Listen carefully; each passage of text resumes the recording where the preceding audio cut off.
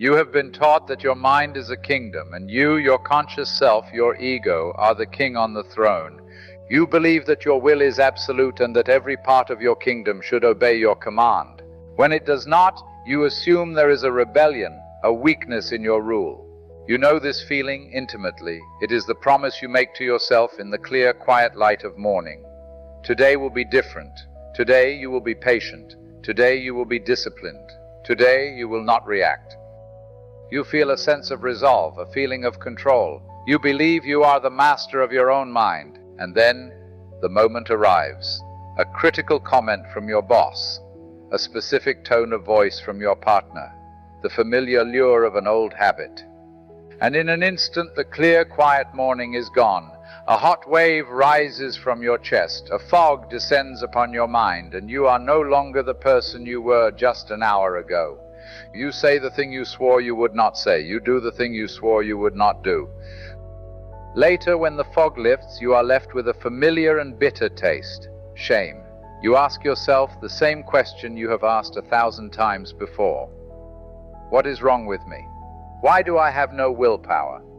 You believe you have failed. You believe you are weak. But what if you are not weak? What if you are simply fighting the wrong battle?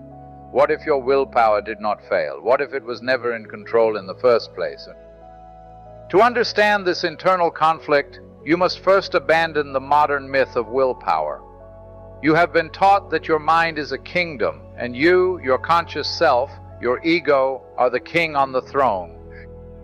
You believe that your will is absolute and that every part of your kingdom should obey your command. When it does not, you assume there is a rebellion, a weakness in your rule. But this is a profound misunderstanding of your own inner world. Think of your psyche not as a kingdom, but as a vast, mysterious submarine traveling through the deep ocean of the unconscious. You, your conscious ego, are the captain on the bridge. You have the maps, you have the steering wheel, and you believe you are in complete command of the vessel. But you are not alone on this submarine. In the deep, unseen engine rooms and corridors of the vessel, there is an entire crew. A crew of ancient instincts, of powerful emotions, of forgotten memories. Most of the time, the crew is content to follow the captain's orders. But what if there is another officer on board? A ghost from the past, a traumatized crew member from a previous shipwrecked voyage who has their own set of orders, their own fears, and their own hand on a different set of controls. This is the Jungian understanding of the psyche. That ghost, that other officer, is what is known as an autonomous complex. This is the ghost in your machine. It is not just a memory. It is a splinter of your own psyche that has broken off and taken on a life of its own. It is a sub-personality, a little I, that lives within your larger self with its own story, its own feelings, and its own powerful agenda. And when it is activated, it can hijack the entire submarine. To understand how to deal with this ghost, you must first understand how it was born.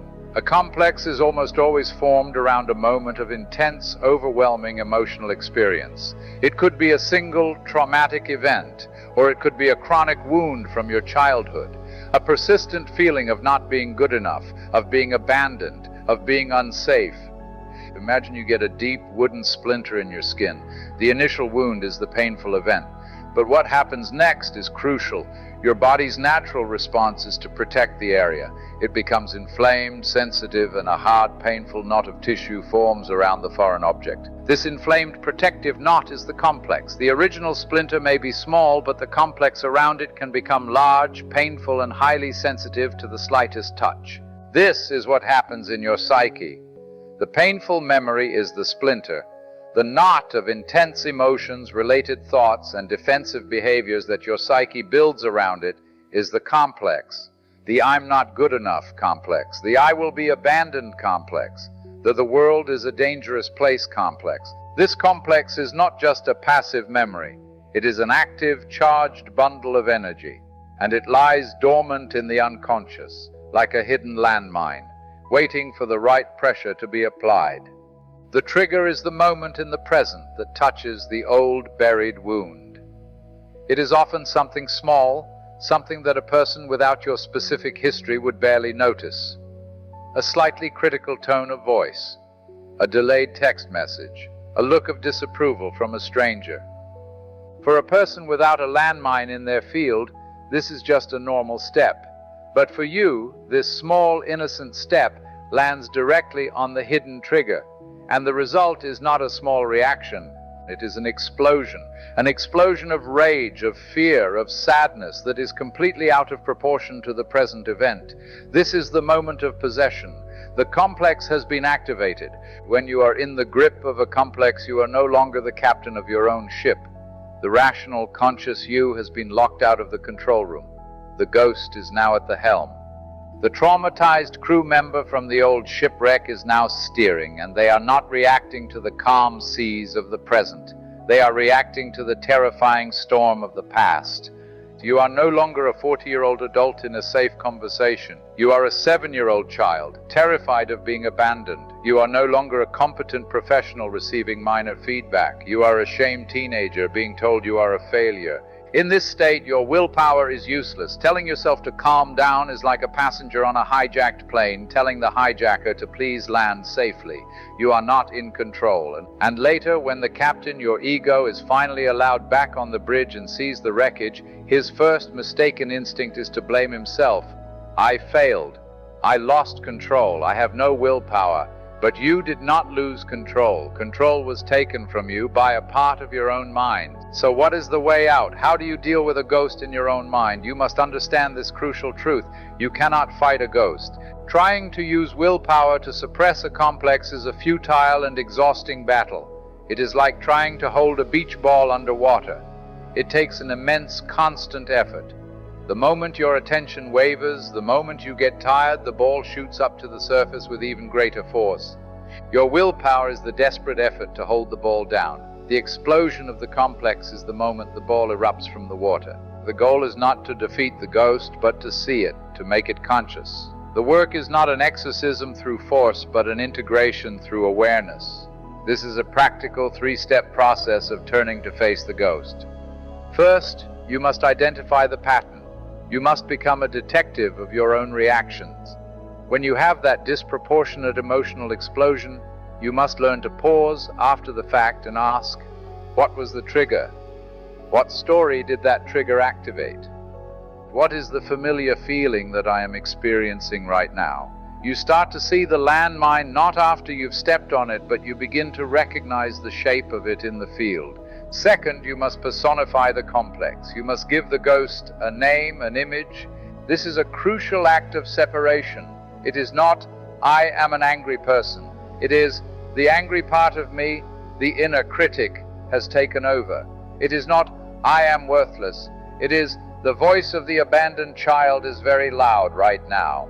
By giving it a name, you are externalizing it. You are making it an it, not an I.